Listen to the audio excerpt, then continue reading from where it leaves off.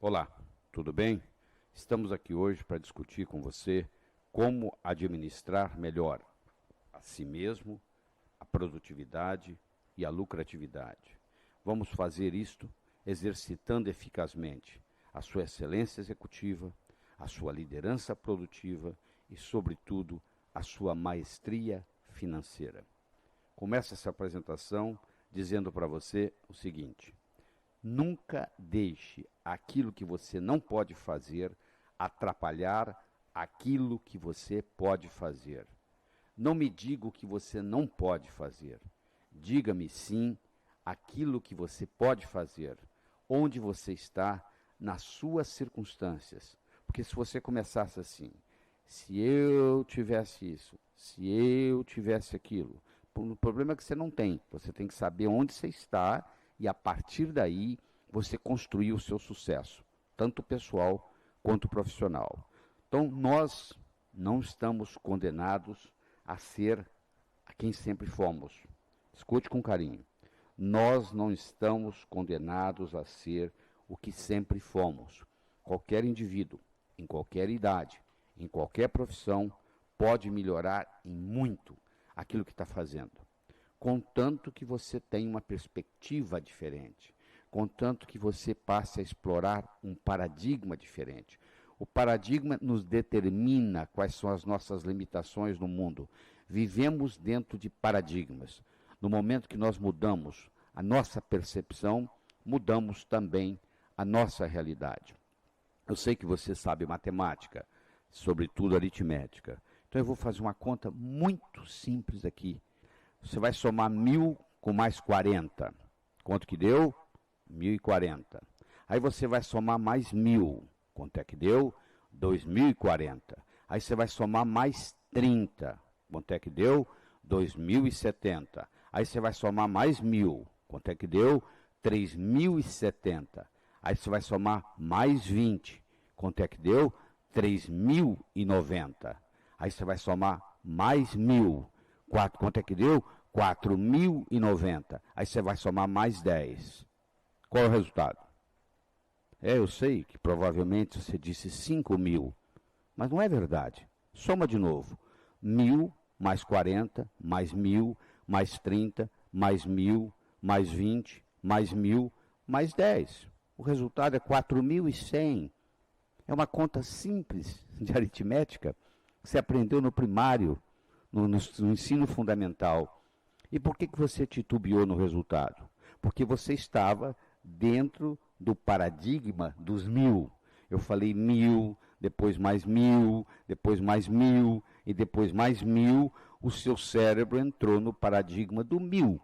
Aí a tendência é você dizer que com a próxima soma iria para 5.000. Um peixe que nunca saiu da água não sabe que ele vive na água. Verdade? Você imagina um peixe que nunca saiu de dentro d'água. Como é que ele vai saber o que é água se ele não sabe o que não é água? Para ele saber o que é água, ele tem que saber o que não é água. Se ele nunca saiu daquela água, ele não sabe que ele vive na água. O indivíduo que nunca saiu de um paradigma, ele não sabe que ele vive dentro de um paradigma, que muitas vezes está limitando suas atividades. Quando a Terra era plana, era impossível fazer uma viagem ao mundo numa Terra plana.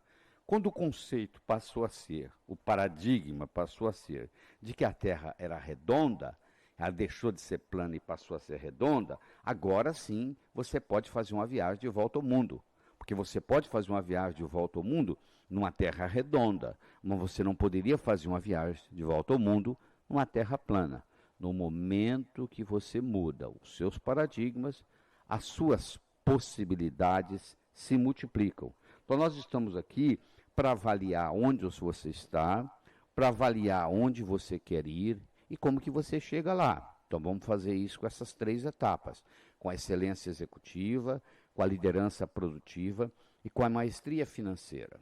Então primeiro eu quero que você faça uma avaliação de onde você está. Como é que é o seu ambiente físico? Como é que é o carro que você dirige? Como é que é a sua situação?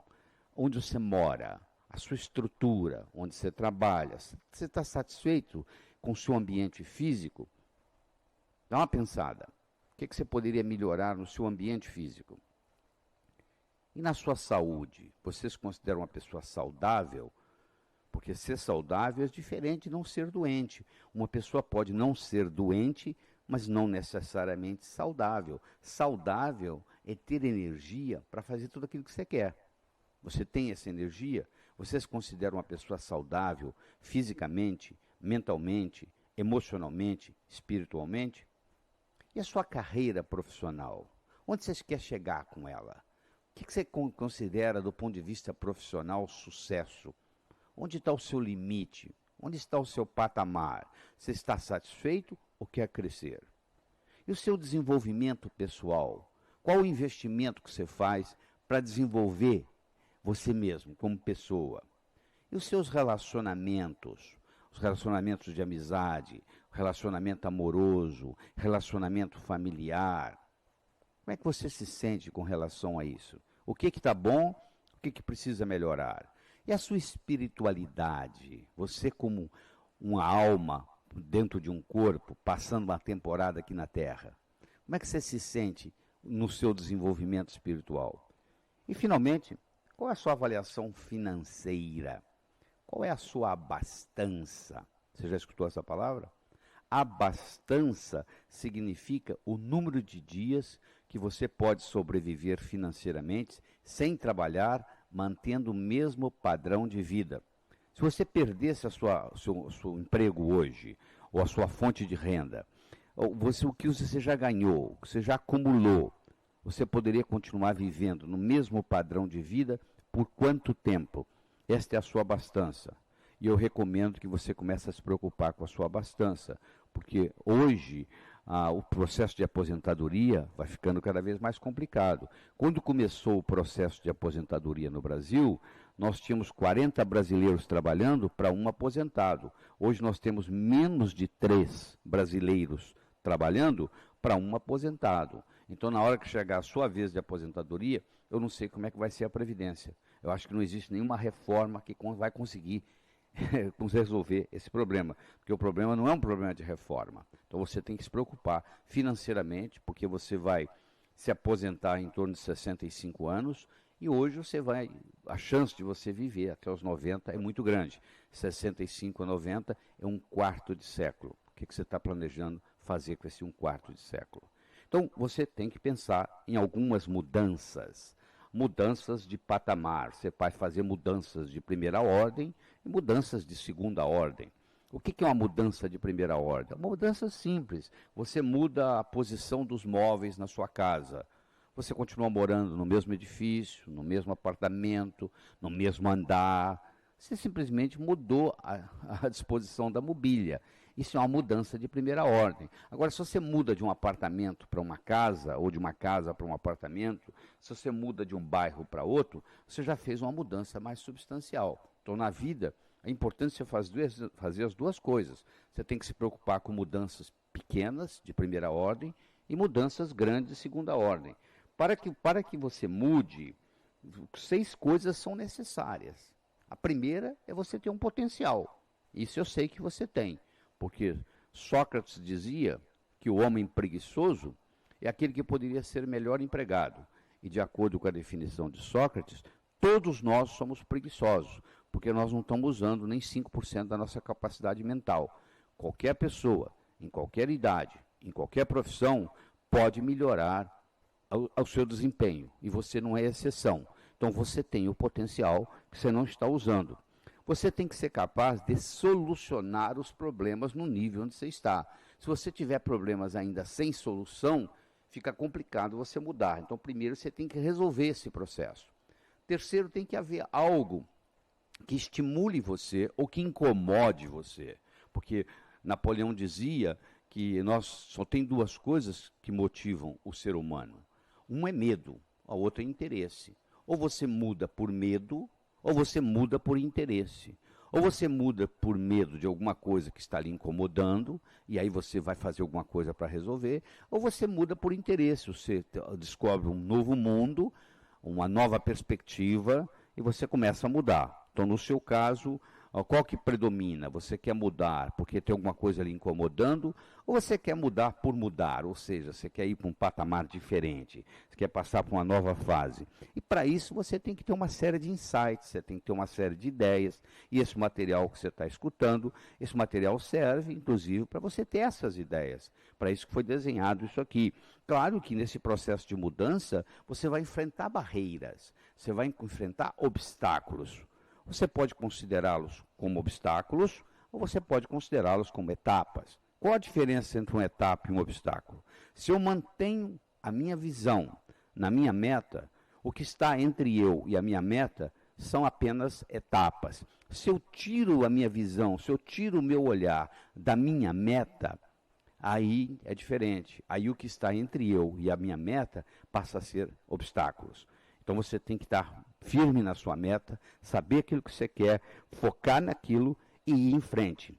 E com isso aí há uma consolidação da sua mudança. Porque às vezes se você mudar, mas se você não tiver um ambiente que lhe ajude no processo de manter essa mudança, fica muito complicado. Entendeu? Fica muito complicado.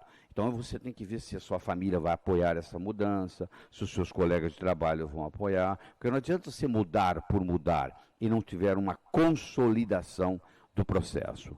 É muito importante você entender isso. Se eu me deito na lama e me sujo, e tomo um banho, e fico limpinho, e vou e me deito na lama de novo, não adiantou nada eu ter tomado banho. Se eu faço uma mudança, volto para o meu meio ambiente, e o meu meio ambiente não apoia essa mudança, a tendência é voltar ao que era antes. Então, um executivo vai para um treinamento, recebe ideias novas, volta para a empresa e não tem o apoio, a cultura necessária da empresa, a cultura empresarial, para apoiar esse conhecimento que esse executivo acabou de adquirir. Isso aí não adianta nada, porque logo, logo ele volta a fazer tudo aquilo que ele fazia. Nós temos um curso chamado Sintonia, que é um curso estruturado para promover um desenvolvimento pessoal e profissional nas pessoas. Tem uma duração de 39 horas, 12 no primeiro dia, 17 no segundo e 10 no terceiro, onde nos 2 primeiros dias nós cuidamos da parte pessoal e no terceiro dia nós cuidamos da parte profissional. Então, primeiro tem que ter uma reestruturação pessoal importante, para depois ter uma reestruturação profissional, que agora vai estar consolidada, porque eu tenho uma reestruturação pessoal forte. Então, eu recomendo você que está aí me escutando, nós temos que trabalhar com 4 verbos. O verbo conservar, o verbo obter, o verbo desfazer e o verbo evitar. Por que isso? Porque tem coisa que você tem e gostaria de ter, não é verdade? Você deve ter uma boa família e gostaria de ter uma boa família. Então, se esse é o caso, o que você tem que fazer? Você tem que conservar essa boa família. Então, esse é o verbo a ser conjugado nesse caso. Aquilo que você tem e gostaria de ter, então você tem que conservar, não é? Não vai acontecer espontaneamente. Você tem que fazer a manutenção do seu carro, não é verdade? Se você não fizer a manutenção, você terá problemas. Você tem que fazer a manutenção do seu relacionamento. Isso é a conservação. Agora, tem coisa que você gostaria de ter e não tem. Se você gostaria de ter e não tem, então o verbo a ser conjugado é o verbo obter. O que na sua vida pessoal e na sua vida profissional que você gostaria de ter e ainda não teve? Então isso aí são coisas que você tem que obter. Tem coisa na sua vida que você tem, mas não gostaria de ter, né? Uma pessoa pode ter câncer e provavelmente não gostaria de ter câncer. Então isso são coisas que nós vamos desfazer. Eu posso ter um medo do fracasso ou até o medo do sucesso, e eu não gostaria de ter esse medo. Então, qual é a minha atitude com relação a isso? É desfazer este medo. Então, esse é o verbo a ser conjugado. E tem coisa que eu não tenho e nem gostaria de ter.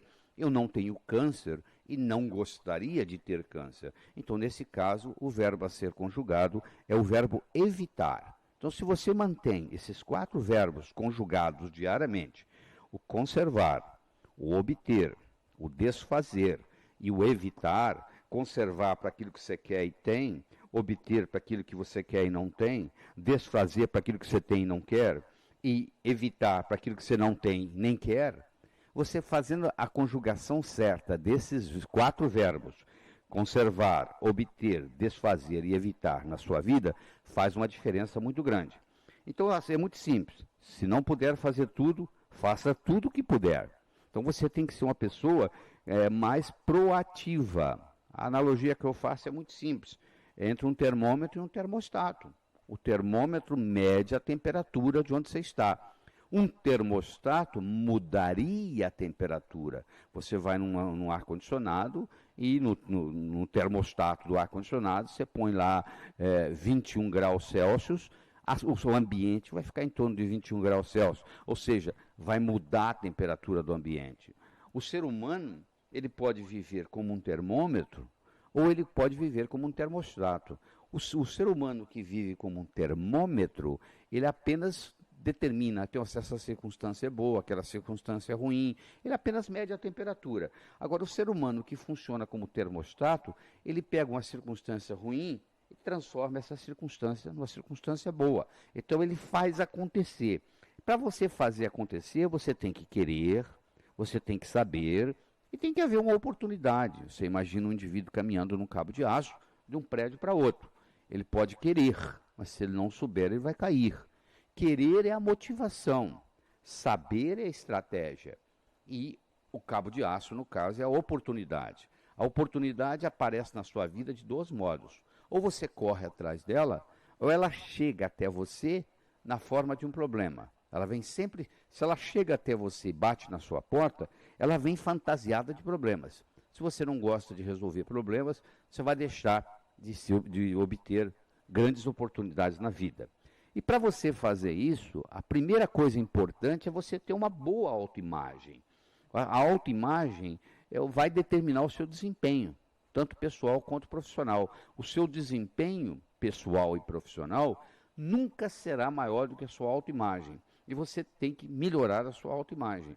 A boa notícia que eu tenho para você é que essa autoimagem, ela não é feita de cimento nem de aço. Ela é feita de linguagem. Do mesmo modo que ela foi criada na forma de linguagem, nós somos animais linguísticos, ela vai ser recriada na forma de linguagem. Você pode fazer isso através de uma visualização bem feita, você pode fazer isso através de um diálogo interno positivo, e você pode fazer isso através de uma postura corporal, o modo como você caminha, o modo como você carrega seu corpo. O seu diálogo interno, essa conversa que tem aí dentro da sua cabeça, ela é muito importante. Se eu pegar uma tábua de 40 centímetros de largura, 20 metros de comprimento, colocar no chão e solicitar você para caminhar nessa tábua de uma ponta até a outra, você não vai ter nenhum problema, não é verdade?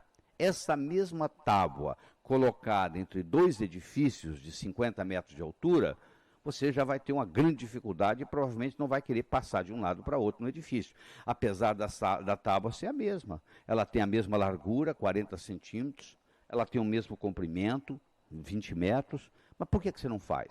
Porque chega lá e você fica com medo de que vai escorregar, que vai cair, que etc. e tal. Isso aí eu estou lhe mostrando a importância do diálogo interno. Então, o modo como você conversa com você mesmo é fundamental. E a postura corporal, o modo como você carrega seu corpo. As pessoas deprimidas, em geral, são pessoas cabisbaixas, são pessoas que estão olhando para baixo, que estão com um diálogo interno negativo. Então é importante você ter uma boa autoimagem, uma boa autoestima, para você ter a sua parte profissional importante. Porque é fundamental você mudar os seus modelos mentais. Porque os modelos mentais são os mapas que nós usamos para navegar no mundo. Aprender modelos mentais poderosos é aumentar a habilidade de gerar resultados desejáveis. Vou repetir o que eu falei. Aprender modelos mentais poderosos é aumentar a habilidade de gerar resultados desejáveis. O que você está aprendendo comigo aqui são modelos mentais poderosos. E nós agora vamos passar para uma segunda parte dessa apresentação, que é a liderança produtiva. Então, a liderança produtiva é fundamental. Deixa eu lhe fazer uma pergunta.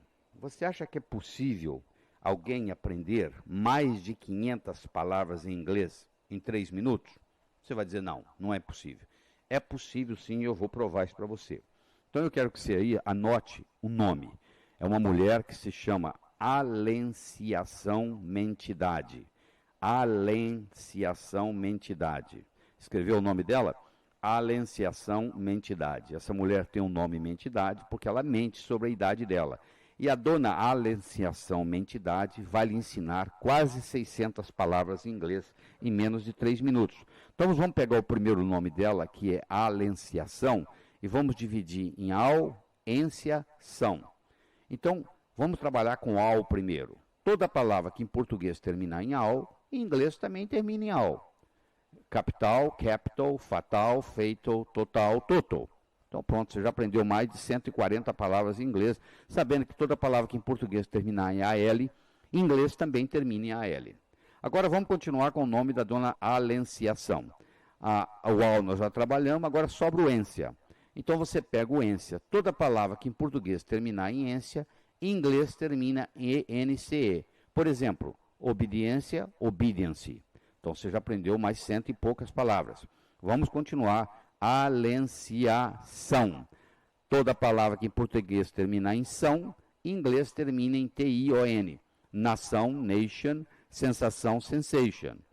Agora vamos para o sobrenome dela. Mentidade.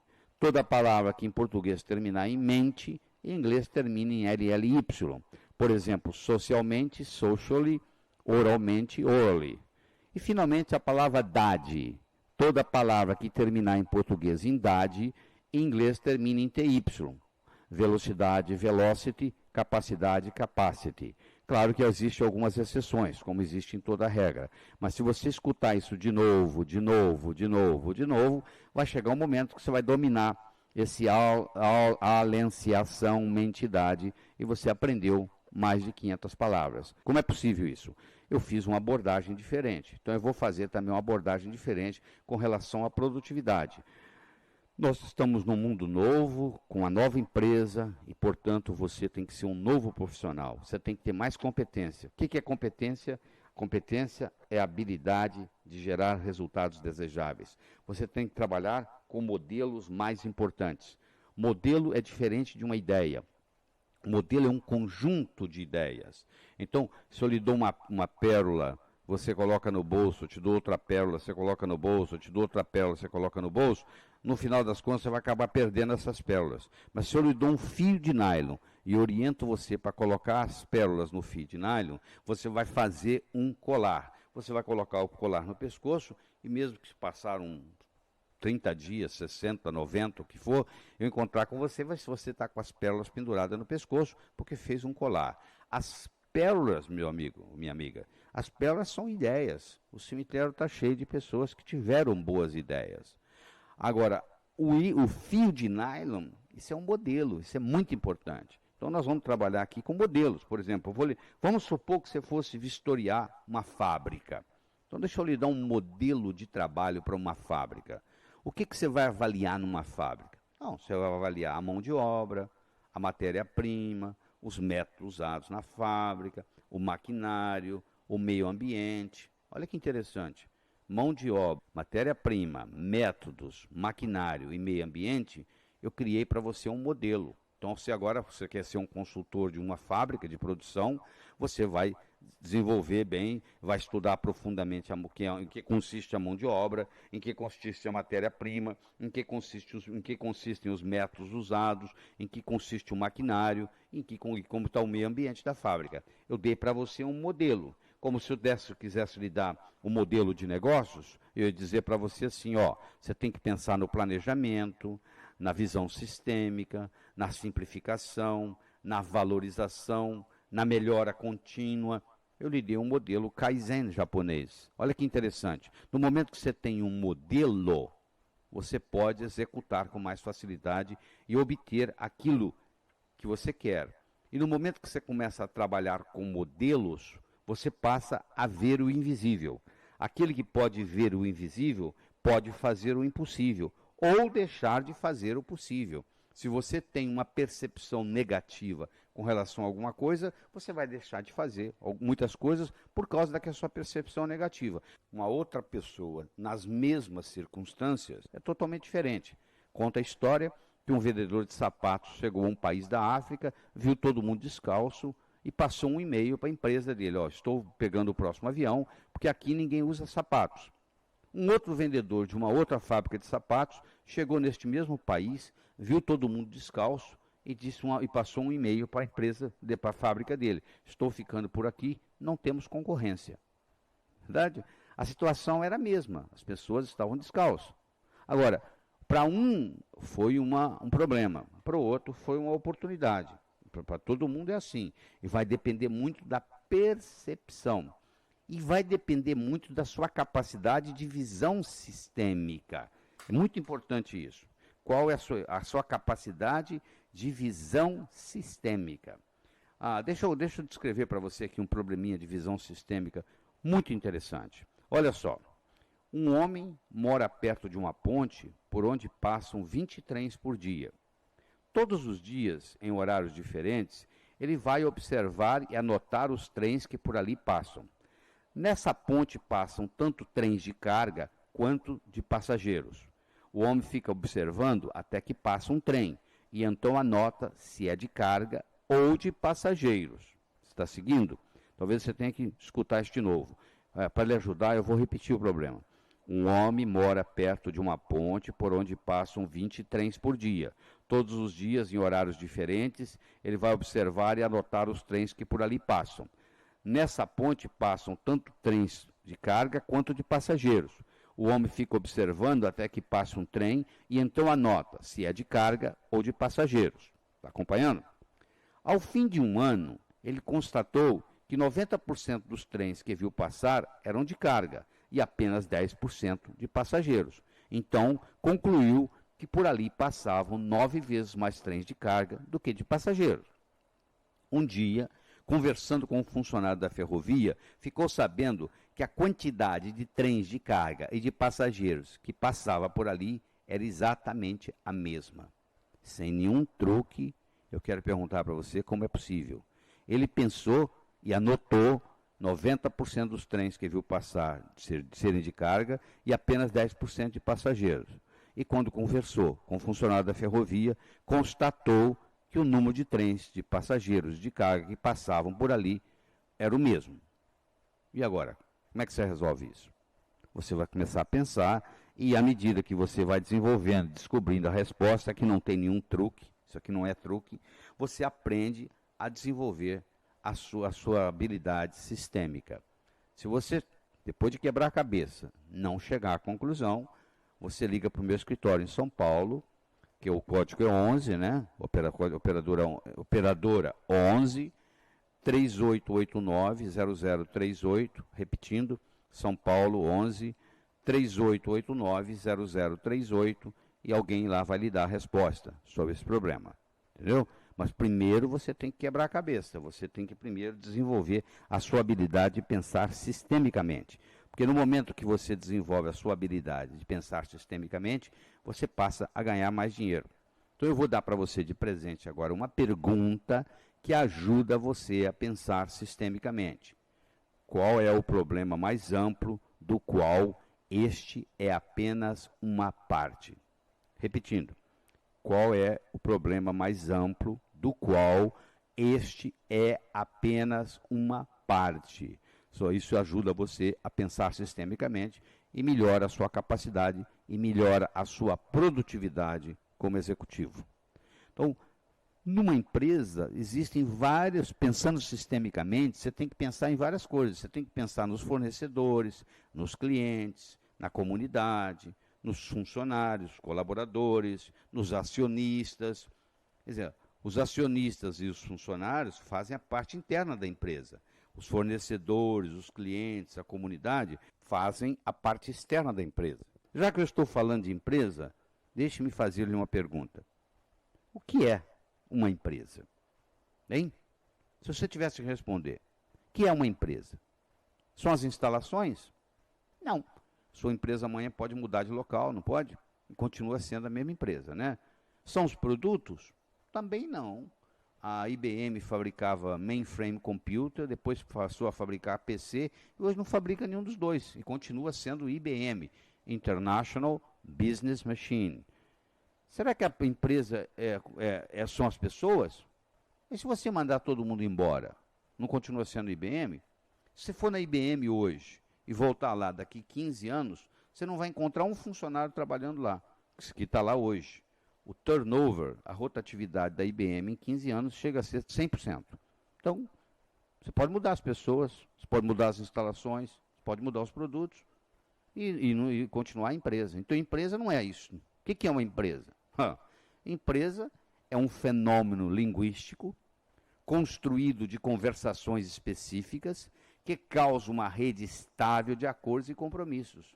É uma conversa viva que gera uma cultura empresarial, que é a estrutura linguística da empresa.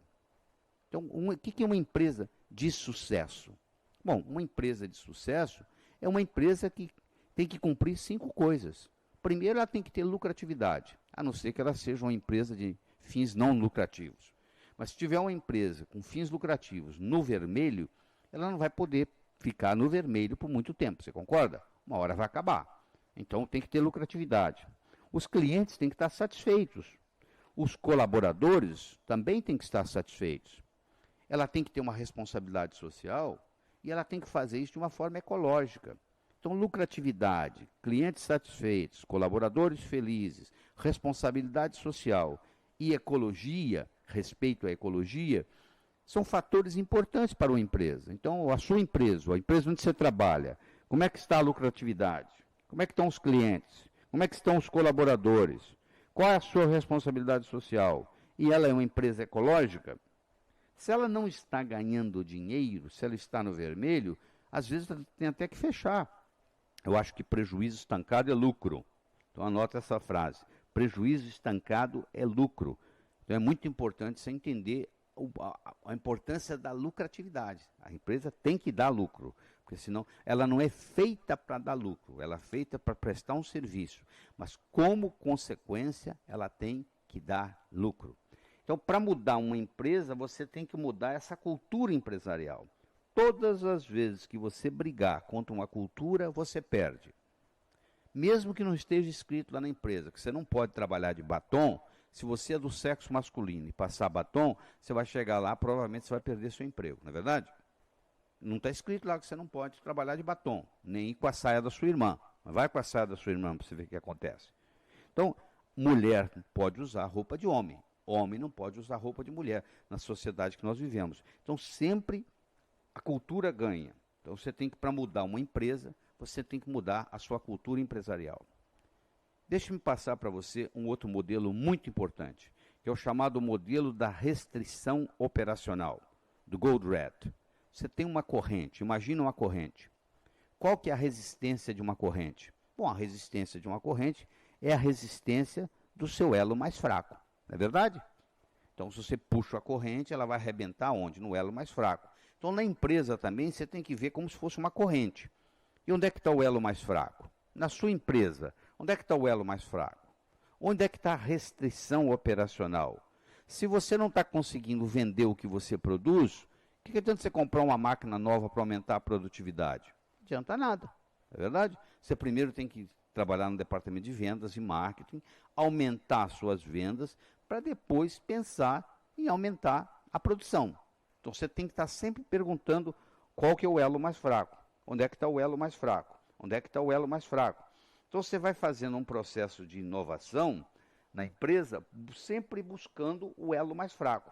E à medida que você busca o elo mais fraco, você vai buscando o elo mais fraco, esse elo mais fraco vai mudando de lugar.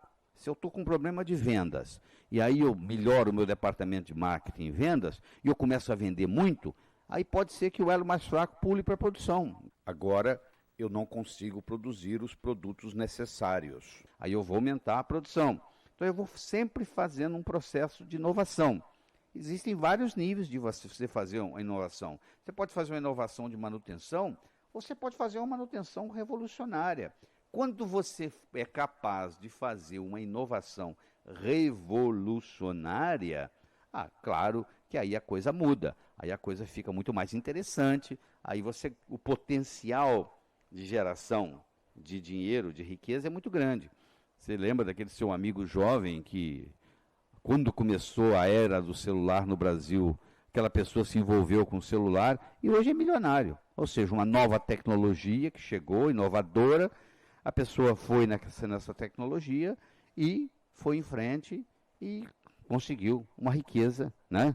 Que ninguém acreditava que podia ser, porque participou de uma inovação revolucionária. Agora quero discutir com você um pouco sobre o aspecto da maestria financeira. Nós vivemos num mundo que se caracteriza por 3 palavras: complexidade, velocidade e incerteza. Então deixa primeiro eu falar sobre complexidade. Complexidade não depende do número de peças envolvido, mas da relação entre elas.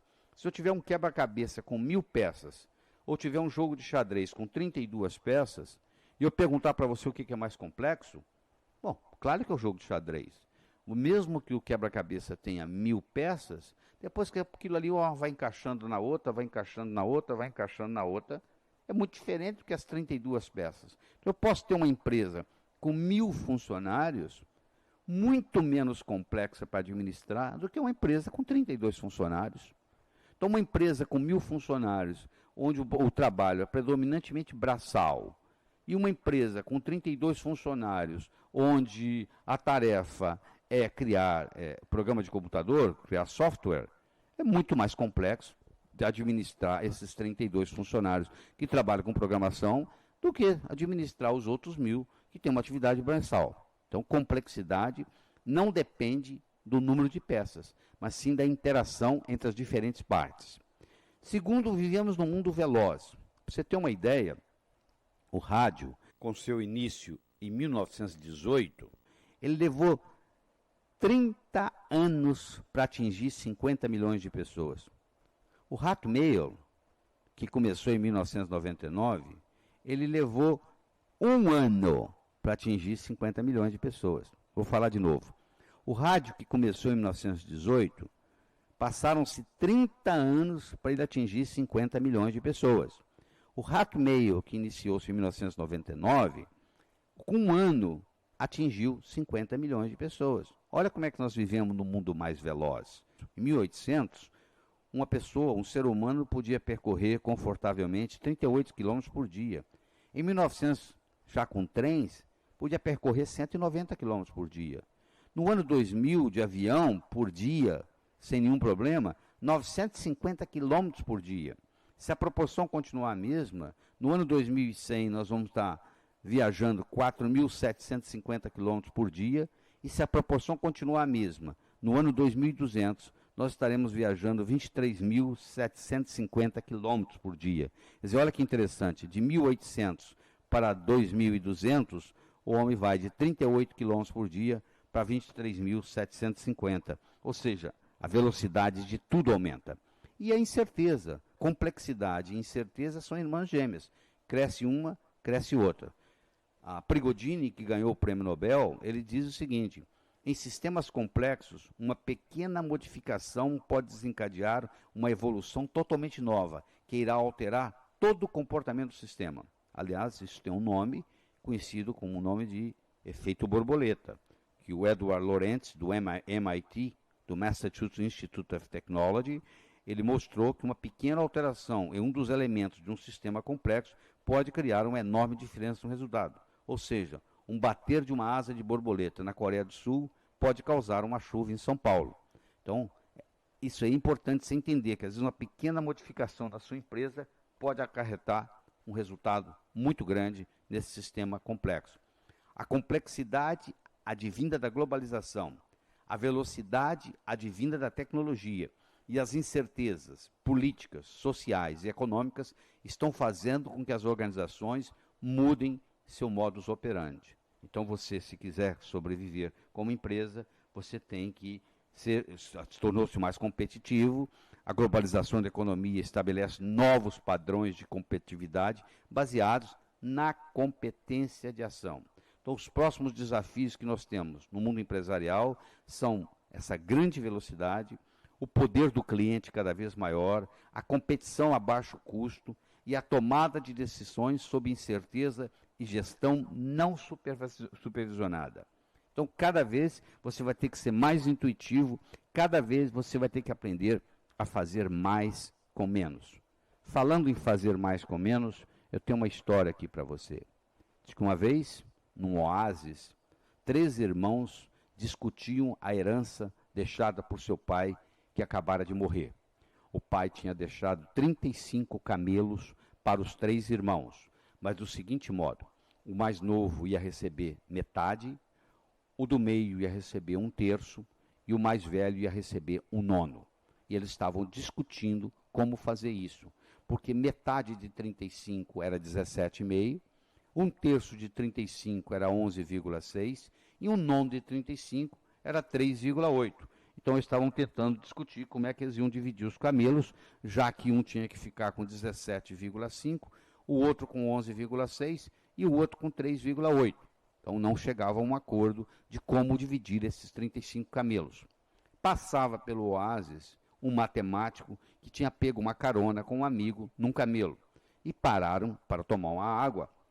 E esse matemático percebeu que os 3 irmãos discutiam sobre a herança do pai. Intrometeu-se na conversa e perguntou: qual o problema? O problema é o seguinte: nosso pai acaba de morrer, deixou-nos 35 camelos para ser dividido metade, 1/3, 1/9, toca 17,5 para um, 11,6 para o outro e 3,8 para o outro. E nós não sabemos como fazer essa divisão. Aí o matemático perguntou: se eu fizer a divisão e vocês ficarem satisfeitos, vocês aceitam a minha divisão? Ele disse: perfeitamente. Então, um momento, ele foi no seu amigo, pegou o camelo do amigo emprestado, se juntou aos 35 e falou: agora vocês têm 36 camelos para dividir. 36 camelos. Você que vai ficar com a metade vai ficar com 18. Está satisfeito? Claro que estou satisfeito. Eu ficaria com 17,5 e estou com 18. Muito bem. Você que ia ficar com 1/3 vai ficar com 12. Você também está satisfeito? Estou. Eu ia ficar com 11,6, estou ficando com 12. E você que ia ficar com 9 vai ficar com 4.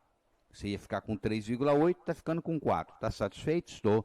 Todos os 3 irmãos ficaram satisfeitos. Porque ao invés de 17,5, 11,6 e 3,8, agora eles tinham 18, 12 e 4 camelos, respectivamente. Só que se somar 18 com 12 com 4, soma aí. 18 mais 12 mais 4, dão 34. Como tinha 36 menos 34, 2. Ele devolveu um para o amigo dele e ficou com um para ele.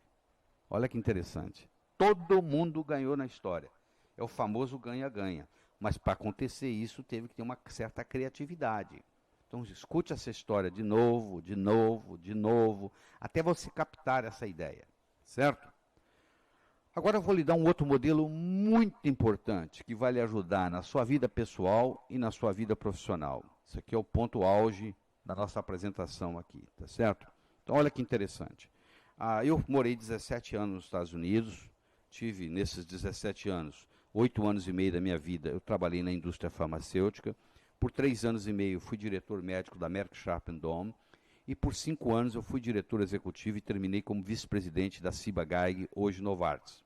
Quando eu saí da Merck, que é uma excelente empresa para se trabalhar, e fui para a Ciba-Geigy, que também era uma boa empresa, não no mesmo nível que a Merck, eu tive uma série de problemas em gerenciar os departamentos.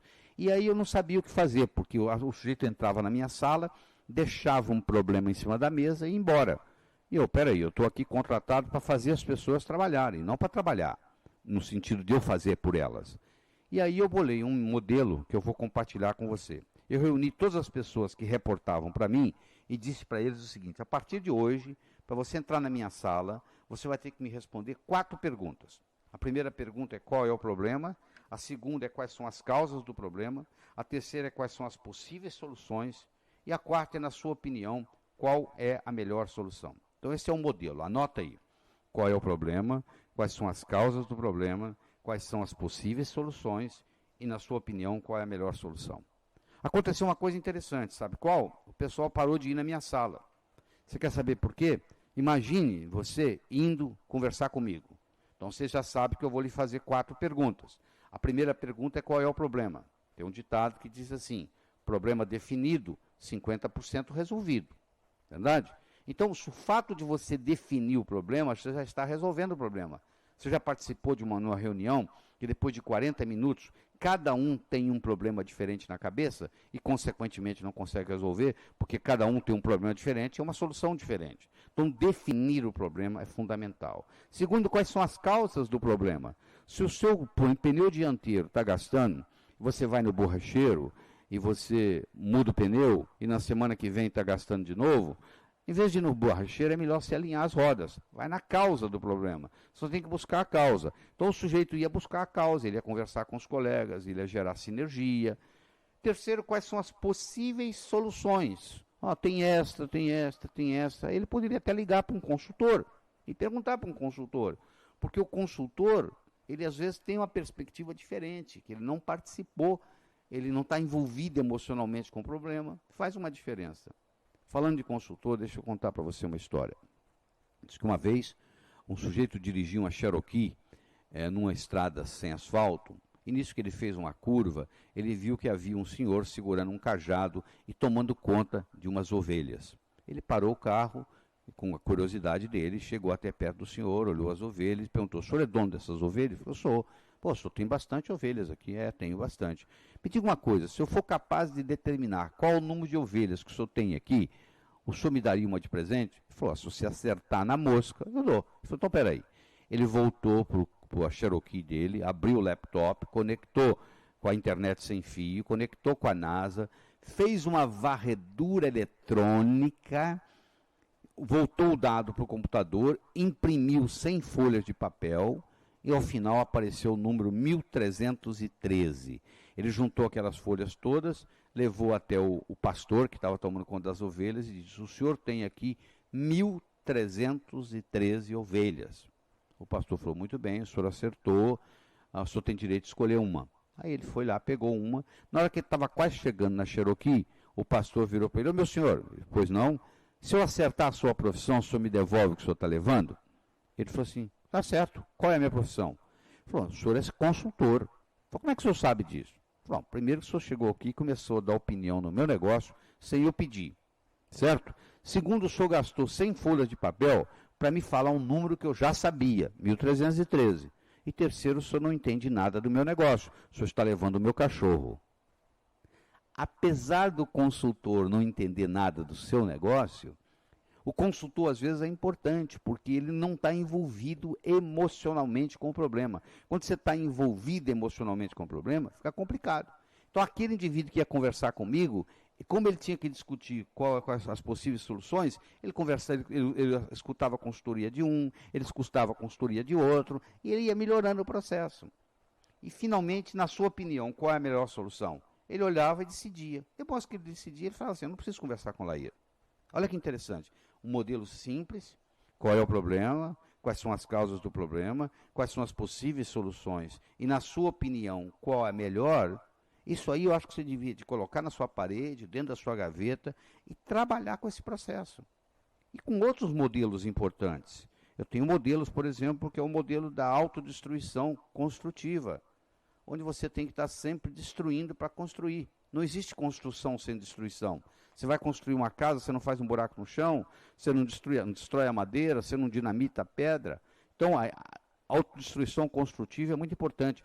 É importante você trabalhar com o princípio Deming. Você sabe que o Deming é o pai da qualidade total. O princípio Deming é o seguinte: olha que bonito. Quando você fiscaliza os primeiros 15% do processo para corrigi-los, suas condições iniciais, né, assegura pelo menos 85% do resultado desejado. Edward Deming falou isso. Ou seja, claro que você pode delegar, você deve delegar, mas se você tem um projeto importante, você tem que tomar conta dos primeiros 15%. 85% dos problemas de uma empresa são problemas de métodos, processos controláveis pela gerência. Então, primeiro você controla, depois você delega. Existem outras leis lucrativas importantes. Existe a lei de Parkinson, existe a lei de Pareto. Então você tem outras leis importantes que você pode trabalhar com elas. A lei de Pareto, por exemplo, que é Vilfredo Pareto, que é um economista e sociólogo italiano, ele definiu que 20% do que você faz produz 80% dos seus resultados. Inversamente, 80% do que você faz produz apenas 20% dos seus resultados. Então você tem que dizer o seguinte: quais são os 20% das minhas atividades que vão me dar os 80% do meu resultado. Só eu tenho que capitalizar naquilo que funciona. A diferença muito grande entre eficiência e eficácia. Eficiência significa fazer bem feito. Eficácia significa fazer aquilo que precisa ser feito. Isso é muito importante. Aprender a fazer aquilo que precisa ser feito. Então nós estamos passando para você aqui vários modelos interessantes. E claro que esses modelos vão acabar aumentando o seu rendimento, aumentando a sua lucratividade. Você entendendo as leis do ganhar, do gastar, do economizar, do investir, que são as leis fundamentais da riqueza, que funcionam como gravidade em qualquer lugar, você vai poder aumentar. Você lembra que nós começamos a nossa conversa? Você vai poder aumentar a sua abastança. A abastança é o número de dias que você pode viver sem trabalhar e ainda assim manter o seu padrão de vida. É o número de dias. Qual é a sua abastança? E é importante você entender o que Sócrates já dizia. Sócrates dizia: dize-me com quem andas e dir-te-ei quem és. O seu futuro está com quem você passa o seu tempo. Eu quero que você escreva a seguir o nome de 6 pessoas com quem você passa a maior parte do tempo. Olhe bem, todos os filhos contam como uma pessoa só. Quais são as 6 pessoas, todos os filhos contam como uma pessoa só, quais são as 6 pessoas que você passa a maior parte do seu tempo? Aí você vai fazer o seguinte, você vai ver se essas pessoas são empresários, são autônomos, são empregados, são investidores. O que essas pessoas têm para lhe ensinar? Ou você que está ensinando para elas? Então, quando você faz uma avaliação, diz-me com quem andas e dir-te-ei quem és, dizia Sócrates. Então, quando você faz uma avaliação das pessoas que estão com você, muitas vezes você diz, está me faltando aqui uma pessoa que possa estar me ensinando mais. Porque eu, no final, é que estou ensinando para elas. Nós estamos conversando aqui há bastante tempo, eu trouxe para você esse modelo que você está usando da si mesmo, a produtividade, a lucratividade. Eu recomendo que você escute esse material de novo, porque nós conseguimos condensar isso em menos de 1 hora, em um material muito rico. Tem muitas ideias aqui, muitos modelos que você deve trabalhar. Eu gostaria de terminar com uma historinha para você. A história é a seguinte: era uma vez no inferno, Lúcifer estava muito preocupado porque estava faltando pecador lá no inferno. Ele resolveu desenvolver uma estratégia de marketing para poder chamar mais pecadores. Ele convocou uma reunião, todo mundo podia dar opinião. Um dos capetas disse que achava que a gente devia de fazer o ser humano gastar mais. Para gastar mais ele tinha que ganhar mais, para ganhar mais ele tinha que trabalhar mais. Ele ia trabalhar, ganhar, gastar, não ia ter tempo para evoluir, ia terminar no inferno. Lúcifer pediu outras opiniões, um outro achou que o ser humano devia só gostar do outro, só se preocupar com o outro, só falar da vida do outro, aí não ia se preocupar com si mesmo, ia acabar não evoluindo, ia terminar lá. Aí finalmente ele queria escutar mais, um capetinha estagiário levantou a mão, ele olhou para o capetinha e disse: o que você quer? Ele disse: olha, eu gostaria de dar a minha opinião. Qual é a sua opinião? Eu acho que o ser humano deveria pensar que ia viver eternamente. Ele disse: mas por que isso tem a ver com vir para o inferno? Não, ele ia pensar que ia viver eternamente, ele ia deixar o problema importante para amanhã, ele não ia fazer nada e ia terminar aqui. Diz que o rosto do Lúcifer se iluminou, ele falou: é isso que nós vamos fazer. Sabe o que o diabo fez? Ele colocou a semente da eternidade na mente de cada um de nós. Você pensa que seu primo vai morrer antes de você, que seu vizinho vai morrer antes de você, que seu chefe vai morrer antes de você, mas você não, você vai ficar aqui para a posteridade, não é verdade? Todos nós pensamos assim. Então não adianta nada você escutar essas ideias todas e continuar fazendo o que você está fazendo. Eu quero saber o seguinte: o que você vai modificar? Né? Depois que você escutou isso tudo, você vai escutar isso de novo. Como é que você vai implementar algumas dessas ideias na sua vida pessoal, na sua vida profissional, na sua empresa? Esse é que nós estamos interessados, certo? Espero que você tenha gostado dessa apresentação. Evite o mal, faça o bem, viva a sua vida extraordinariamente. Até logo.